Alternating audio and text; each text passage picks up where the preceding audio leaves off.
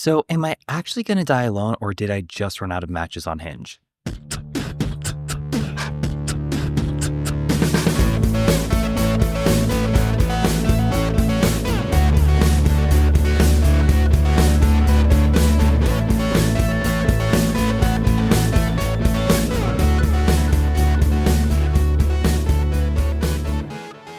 Hello, my LGBT cuties, and welcome back to another episode of A Jaded Gay.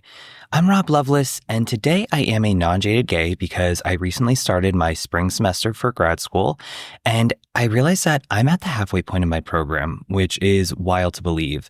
So I started in fall 2024, and it's 8 semesters total, 4 down, just started my new one, and I'm pretty excited because I'm finally through all the core stuff, so like accounting, stats, economics, all behind me, and now I can just focus on my concentrations, which are in marketing and strategic management.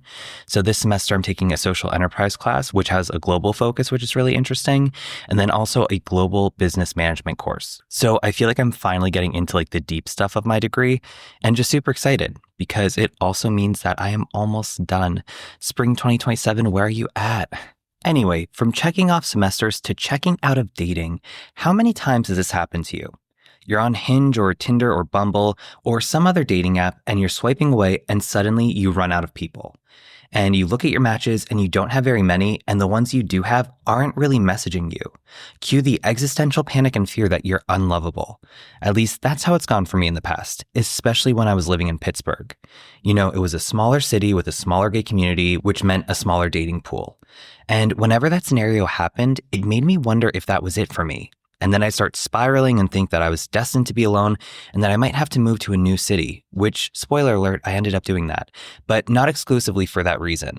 Now, Philly is definitely a larger city and more queer-friendly and has a larger LGBTQ plus community. And I haven't run into that situation where I've run out of matches, mostly because I've made myself so busy and stressed out that I don't really have time to date. Because that's healthy, right? But that's an entirely separate issue that I need to work through with my therapist. But it does seem like the fear of running out of potential dating partners, that scarcity mindset, is something that many gay men have experienced regardless of their geographic location. Now, it's no doubt that no matter where we live, we have a smaller dating pool, and so we may feel those limitations in dating more frequently than our straight counterparts. And because of that, we may settle for partners who aren't the right match for us or give up on dating altogether, which obviously isn't healthy. So today we're going to look into what causes this scarcity mindset and how we can overcome it. But before we do, you know the drill, tarot time.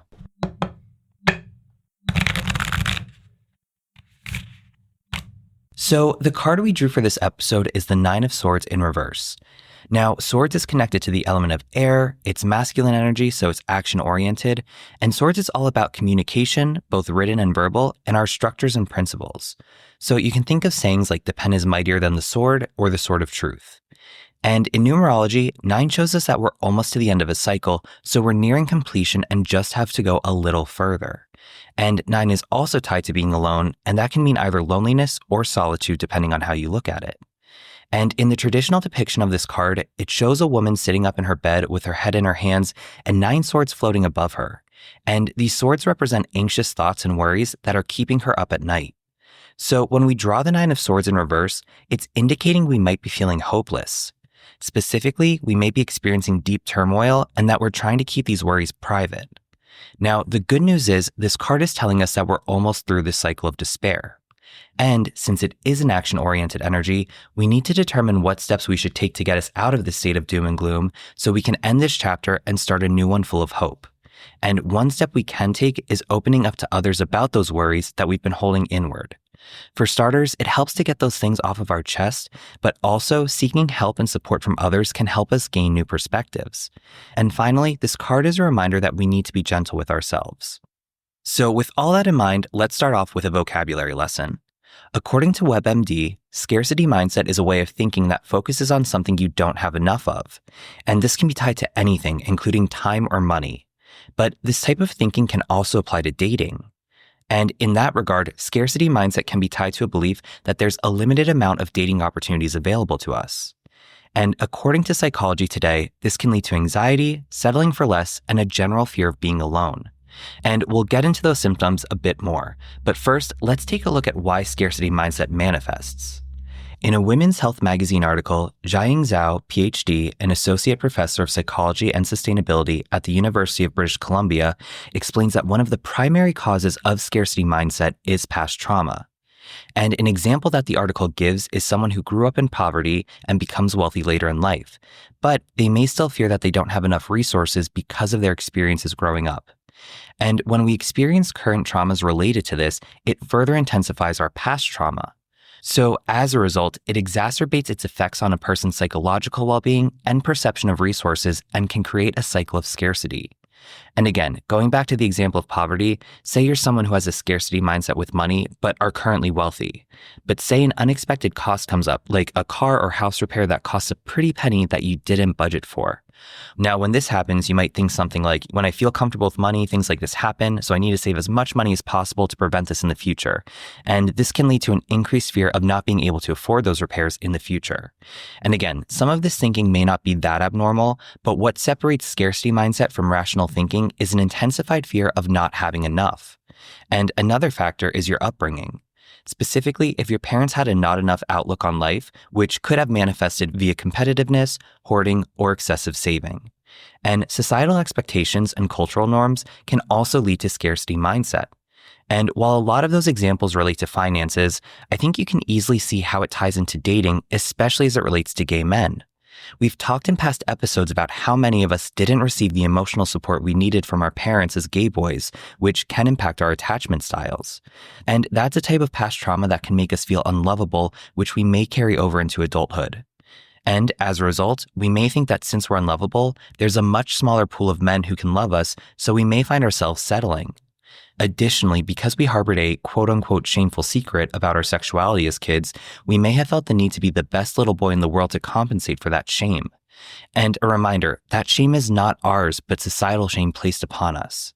But that could still lead us to feeling like we needed to compete to be loved and accepted, which can tie into that not enough outlook. And from a societal standpoint, there's an expectation to get married and have children, and if you don't conform to that, people may have an opinion or judgment about you. So while scarcity mindset in dating is something that many people may experience, there are some unique factors that specifically affect gay men. Now, unsurprisingly, there's not much out there when you Google gay men and scarcity mindset, so we have limited research to work with on this matter. However, one thing I did find was a 2021 study in the Journal for Social Thought titled Queer Men and Smartphone Dating Applications, Navigating Partner Markets and Managing Stigma. In it, the authors explain that social norms around dating and marriage have changed drastically, and that the internet has played a major role in reshaping how singles find dates. And we previously talked about this in the gay dating apps episode. Specifically, some apps like Grindr are geosocial in nature and connect potential mates based on time, ease, and proximity. And while this may seem convenient, it does create what the authors call partner markets. Now, they cite research that defines a market as existing wherever there's competition for opportunities of exchange among a plurality of potential parties. Sounds very clinical, right? But basically, these geosocial dating apps like Grindr condense that market down into one place. So instead of a partner market being the area you live in and all the places you go on a day-to-day basis, it's instead shrunk into whoever appears on your phone when you open a dating app. And I thought this quote was really interesting. In these virtual venues, the self becomes a commodity that must be carefully structured in its presentation to outperform the competition. The unique aspect of virtual dating markets is that all users can be thought of simultaneously as competition and potential partners. Furthermore, several participants in this study found the process of scrolling through dating app profiles to be cold and dehumanizing. In fact, the authors describe the design of these kind of apps as having dates being commoditized, and the approach of choosing is correspondingly rationalistic and consumeristic. Now, if you're living in a large city, you may not notice the limits of geosocial dating apps, since larger cities tend to have a larger LGBTQ+ population and therefore a larger partner market. However, if you're in a smaller city or a rural location, you can easily scroll through everyone in a few hours. And numbers are one thing, but compatibility is another, whether that be sexually or what you're looking for in a relationship. So it's easy to open your app, see the same profiles that either you aren't compatible with or haven't messaged you back, and really feel the constraints of your partner market, and cue the existential loneliness. And so, since we feel those constraints, we may settle since that feels safer than being alone. Now, that study also says that dating use also correlates to higher levels of inauthentic self-presentation on the apps. And the researchers specifically relate this to catfishing. But that concept of inauthentic presentation got me wondering if that could extend beyond catfishing to when someone feels pressure to try to be someone they're not and put themselves in a relation dynamic that they're not comfortable with because they fear being alone. And this is one of the dangers of scarcity mindset. Going back to that Psychology Today article, people with a scarcity mindset may feel like they're not enough, so they'll settle for any available relationship for the purpose of companionship. This means that they might stay with a partner who doesn't meet their needs because they're afraid that they won't find anyone else. And unsurprisingly, these individuals may also have a fear of rejection or fear that they'll lose their partner because of their own self-perceived shortcomings. They can then become clingy and anxious, which can lead to feelings of insecurity and jealousy. And honestly, talking through that reminds me a lot about the anxious attachment style we talked about a few years back. Additionally, a love counseling article expands upon those self-perceived inadequacies, explaining that scarcity mindset is often shaped by personal experiences and cultural stories. And this includes past hurt, cultural pressures like time running out or a biological clock, social comparison to others in happy relationships, and internalized messages about our worthiness, attractiveness, or desirability.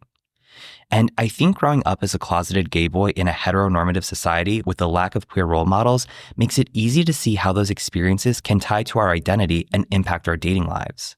I mean, have you ever stayed in a situationship way too long or lowered your standards or abandoned your boundaries just to keep someone around because being alone feels scarier than being half chosen? Or maybe you felt panicky or jealous when someone pulls away and start thinking things like, guys like him don't date guys like me. Or have you used dating apps compulsively because you feel like you'll miss your chance and believe your options are limited because of factors like your age, body type, location, relationship history, or identity? Well, if you're like me, most of those are realities I've experienced while dating. And those types of thoughts understandably lead to negative self-talk, and we may even blame ourselves for having these limiting beliefs. But it's important to remember that a scarcity mindset isn't a character flaw. It's an adaptation, something gay men developed to survive in environments where affection was conditional, safety depended on hiding ourselves, and rejection shaped our belief about what we deserved. And so many of us didn't grow up seeing role models of healthy gay relationships, so we developed these limiting beliefs. But the good news is we can work to overcome this scarcity mindset. According to love counseling, the first step is to notice when these limiting beliefs appear and label it as a story our minds are creating instead of a fact. And as we're doing that, we'll need to acknowledge past experiences that shaped our fears and allow ourselves to feel that pain so we can move past it. Instead of dismissing it, treat it with compassion so that we can begin to silence our scarcity mindset by reframing how we view love and relationships. Next, we'll want to redefine success in dating. So instead of our dating goal being to find someone as quickly as possible so we're not alone, let's try to view dating as an opportunity to learn about ourselves and our needs. For me personally, as cliche as it may sound, I try to view every dating scenario or fling as a learning opportunity, and that if it doesn't work out, it's just pushing me one step closer to finding someone who I'm supposed to be with.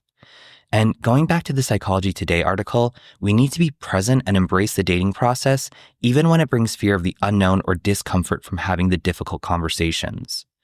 And we can better prepare ourselves for that by setting boundaries with fear-based urgencies.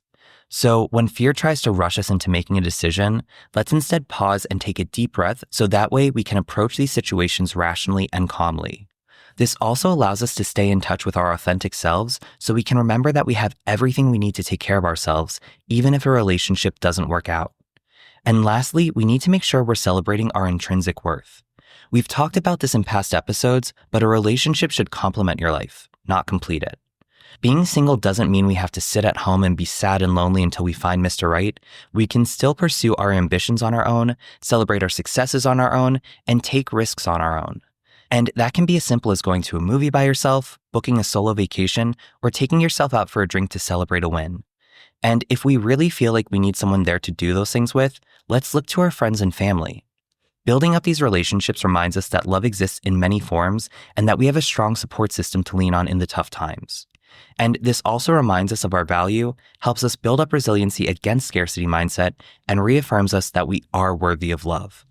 And connecting it back to the tarot, the Nine of Swords in reverse, again, this card is telling us that we're experiencing deep turmoil and are haunted by concern and worry. So now, maybe we've been holding these fears inward, but we're struggling to keep our heads above water. And like we talked about, so many of us grew up with limiting beliefs about what our value was as a gay man. Maybe we were made to feel wrong, bad, or unlovable. And those negative perceptions, those swords, they manifest in what we believe we deserve in our relationships as adults. But this card is action-oriented and empowering us to take the next step forward to break this cycle of negativity. It's reminding us to be gentle with ourselves, and one way we can do that is by celebrating our intrinsic worth. If we've been holding in those concerns and fears, let's verbalize them so we can get them off our chest. Maybe that means speaking to an LGBTQ plus affirming therapist, or maybe it means confiding to your friends and family. Whichever option suits you best, we need to seek out those opportunities to be heard and release those worries that have been weighing us down. And above all else, just remember that we are almost at the end of this cycle, and we can move on to a new chapter of hope by taking action and being gentle with ourselves. Because at the end of the day, regardless of our self-perceived flaws, we are all worthy of love and we all deserve to be treated with kindness. So there you have it, scarcity mindset and gay dating. I think it's something we've all experienced at some point in our lives, and it's something that we should all be conscious of, so that way we're making sure that we're not just settling for less than we deserve. So if you want to share your experiences with scarcity mindset or have questions or feedback about the episode, you can reach out to me, rob@ajadedgay.com. Please remember to rate, review, and subscribe. 5 stars only. I greatly appreciate it. For more information on this topic, episode resources, blog posts, links to socials, merchandise, all that fun stuff, you can visit the website, ajadedgay.com. You can connect with the podcast on Instagram, TikTok, SoundCloud, and YouTube @ajadedgay. You can connect with me personally, Rob Loveless, on Instagram @Rob_Loveless. Also, I'd love to keep the conversation going, so be sure to join our Discord server, the LGBT Cuties Lounge, to connect with me and other listeners out there. And if you're feeling generous, you can support the podcast on Patreon for as little as $1 a month. That gets you instant access to episodes ad-free a day early, plus exclusive monthly bonus content. Or if you just want access to monthly bonus episodes, you can purchase them for $3 each. And if you're scared of commitment, don't worry, I get it. You can make a one-time donation on Buy Me a Coffee for any dollar amount, and both the Patreon and Buy Me a Coffee are @ajadedgay. And remember, every day is all we have, so you gotta make your own happiness. Bye!